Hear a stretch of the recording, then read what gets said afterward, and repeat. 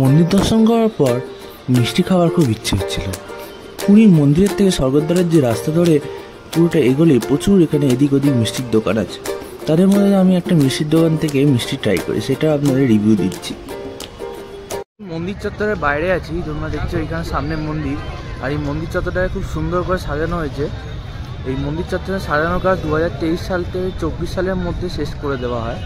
আর এখন এই মন্দিরের চত্বরটাকে এখন প্রায় চেনা যায় না।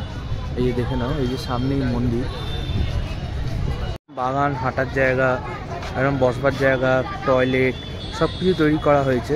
জুতো রাখার জায়গা এখন বিনামূল্যে রাখা যায় এখানে, জুতো রাখার জায়গাগুলো।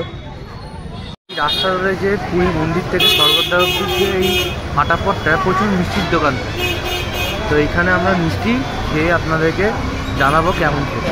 মিষ্টির দোকানের সামনে এখান থেকে আমরা মিষ্টি ট্রাই করবো। এই দেখো এখানে বিভিন্ন রকমের মিষ্টি আছে, রসগোল্লা, পান্তুয়া, রাবড়ি, প্যাঁড়া, সব রকম আছে। তোলা একটা একটা করে ট্রাই করে আপনাদের মধ্যে জানাই। এটা হচ্ছে মালাই দুধ, এই যে দেখতে পাচ্ছ, এটা দুধের ওপর মালাই দেওয়া। এটা খাই, নর্মাল দুধের উপর মালাই দিয়ে যেরকম খেতে হয় সেরকমই খেতে।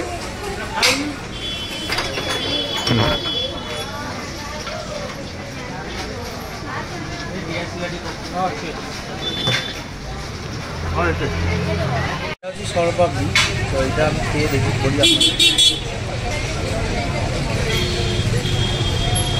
দুধের স্বাদ, আমার একটু মিষ্টি ভাব আছে, এটা মোটামুটি ভালো। এটা এখানে খেতেই হবে।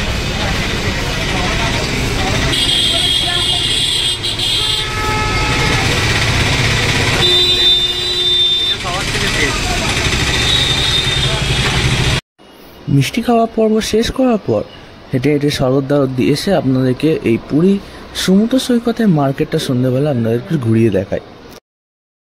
এসে মিষ্টি না খেলে একদম চলে না, ডায়েট, সুগার এগুলো তো থাকবেই। যদি একবার ঘুরতে এসে একটু তো খেতেই হয়, তাই বলে অতিরিক্ত খাবে না। আমি ওই 3টে আইটেম ট্রাই করে দেখলাম। এখানে আরও অনেক দোকান আছে, খাজার দোকান, আরও অনেক মিষ্টির দোকান আছে। এইখানে এই মিষ্টির দোকান দিয়ে খেলাম। এই মিষ্টির দোকানটা খুব নাম করা, খুব ভালো মিষ্টি বানায়। পুরীর সেই বিখ্যাত মার্কেট, যেটা তোমরা সবাই পরিচিত। এখানে দেখাই, এই যে এখানে এরকম বিভিন্ন রকমের জিনিস পাওয়া যাচ্ছে। এই যে গয়না টাইপের জিনিসপত্র এখানে আছে, ব্যাগ, বিভিন্ন রকমের ব্যাগ আছে এখানে, ডেকোরেশনের আইটেম এখানে আছে, বাচ্চাদের খেলনা আইটেম আছে, জন্য যে থালা বাসন সেগুলো আছে এখানে দেখতে পাচ্ছ। আরও গয়নার মার্কেট রয়েছে এখানে, দেখো বিভিন্ন রকমের গয়না আছে, কানের দুল সব রকম পাওয়া যাচ্ছে। আরও জিনিস সামগ্রী, জগন্নাথের মূর্তি আছে এখানে, দেখো বিভিন্ন কাপড় জামা পাওয়া যাচ্ছে এখানে। এই যে বিভিন্ন রকমের কাপড় জামা আছে, এদিকে আরও আছে। নতুন করে কিছু কিছু বলার নেই, কারণ যারা এখানে পুরী একবার এসে তারা প্রত্যেকেই এই মার্কেট একবার না একবার ঘুরে দেখেছে। তাও আমি আরও দেখাচ্ছি এখানে আরও কী কী আছে। আর এখানে কিন্তু সন্ধ্যা আরতি হয়, আজকে আমার আসতে দেরি হয়ে গেছে তাই সন্ধ্যা আরতিটা দেখাতে পারিনি। আর এখানে রাত্রে সি বিচটাও একবার দেখাচ্ছি। এই রাতে এখানে আরও ভ্যারাইটি ব্যাগ রয়েছে, দেখাই। এখানে লঙ্কার বড়া, আলুর চপ সব পাওয়া যাচ্ছে। এখানে ভুট্টাও আছে, এখানে মুড়ি মাখাও বিক্রি হচ্ছে। এই এখানে চাউমিন,